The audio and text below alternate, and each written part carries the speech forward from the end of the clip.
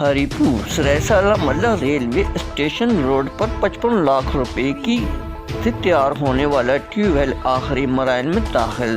صوبائی وزیر اکبر ایوب خان کی کاوشوں کی بدولت اہلیان علاقہ کو پانی کی ترسیل میں بروقت دقت پیش آ رہی تھی۔ ایک نیا ٹیوب ویل دے دیا گیا۔ گزشتہ روز S T O public health Javed Khan نے پانی ٹیسٹنگ کے موقع پر پانی کی روانی کے موقع پر چیکنگ کی گئی اور اس موقع پر امیدوار برائے جنرل کونسلر پرویز سلطان اور دیگر افسران موقع پر موجود تھے اور پانی کے نمونے اور سیمپل بھی چیک کیے گئے۔